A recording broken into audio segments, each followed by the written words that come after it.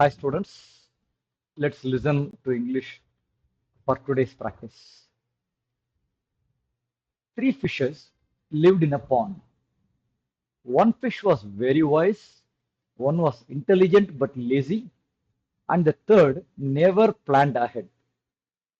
One day, fishermen discussed returning soon to catch fish from the pond.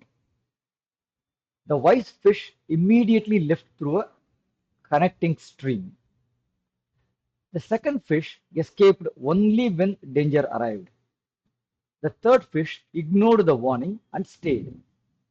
When the fishermen returned, the third fish was caught. Let's look at difficult words. Fish அப்படின்னா மீன். Fishesனா மீன்கள். Pondனா சின்ன குளம் இல்ல குட்டை அந்த அர்த்தம் வரும். Intelligentனா புத்திசாலி, லேசினா சோம்பேறி. Intelligent but லேசினா புத்திசாலி தான் ஆனா சோம்பேறி. நெவர் அப்படின்னா எப்பவுமே பண்ணாம இருக்கிற ஒன்றுக்கு நெவர்னு சொல்லுவோம். இப்போ நெவர் பிளான்ட் அஹெட் அப்படின்னாக்கா அது பிளானே பண்ணாது எதுக்கும் அப்படின்ற அர்த்தத்துல முன்கூட்டியே பிளானே எதுக்கும் பண்ணாது அப்படின்ற அர்த்தத்துல நெவர் வருதுங்க. ஃபிஷர்மேன்னாக்க மீன் பிடிக்கிறவங்க. டிஸ்கஸ்னாக்க ஒருத்தரோட ஒருத்தர் கலந்து பேசிக்கிறது. ஸ்ட்ரீம் அப்படின்னாக்கா ஒரு சின்ன ஓடை, அதாவது பெரிய இதுலேருந்து ஒரு குளம் எல்லாம் இருந்தாக்கா ஒரு சின்னதா ஒரு ஓடை அப்படி தண்ணி வெளியே போச்சு அப்படின்னாக்கா அதுக்கு பேரு ஸ்ட்ரீம்னு பேரு. டேஞ்சர்னா ஆபத்து இல்ல அபாயம். இக்னோர்டுனாக்க அதை பத்தி கவலையப்படல, அதாவது தெரியும் ஆனா அது எந்த ஆக்ஷன் எடுக்காம போனா நல்லா ஒன்றும் ஆகாது அப்படின்னு இருக்கிறதுக்கு இக்னோர்னு சொல்லுவாங்க. வார்னிங் அப்படின்னாக்க எச்சரிக்கை.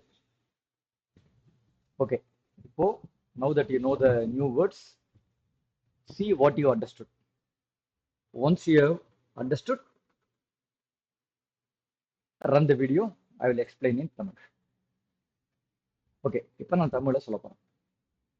3 மீன்கள் ஒரு குட்டையிலே இருந்துச்சு. அதுல ஒரு மீன் வந்து ரொம்ப புத்திசாலி, ஒண்ணு புத்திசாலி ஆனா சோம்பேறி, இன்னொன்னு மூணாவது எதை பத்தியும் கவலைப்படாம என்ன ஆனாலும் நாளைக்கு என்ன பண்றதுன்ற பத்தி யோசிக்காம அது பாட்டு வாழ்ந்துட்டு இருந்துச்சு. ஒரு நாள் மீன் பிடிக்கிறவங்க எல்லாம் அவங்களுக்குள்ள பேசிட்டு இருந்தாங்க, நம்ம சீக்கிரம் போய் குட்டையில இருந்து மீன்லாம் பிடிக்கணும் அப்படின்னு. அந்த புத்திசாலியான முதல் மீன் வந்து உடனே இமீடியட்லின்னு போன வீடியோ தான் பார்த்தோம், உடனே ஒரு சின்ன ஓட வழியா தப்பிச்சு போயிடுச்சு. ரெண்டாவது மீன் அவங்க ஃபிஷர்மேன் அந்த ஆபத்து, அதாவது அவங்க எல்லாம் திருப்பி கிட்ட வந்த உடனே மீன் பிடிக்க வரத பார்த்த உடனே தப்பிச்சிடுச்சு. அந்த மூணாவது என்ன ஆயிடும் அப்படின்னு எதை பத்தியும் கவலைப்படாம இருந்தது, அப்படியே அங்கேயே தங்கிட்டு இருந்துச்சு. அவங்க மீன் பிடிக்கிறவங்க எல்லாம் வந்த உடனே அதை பிடிச்சின்னு போயிட்டாங்க.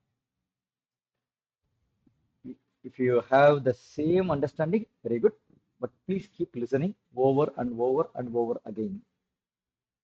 Until we meet in the next video, bye.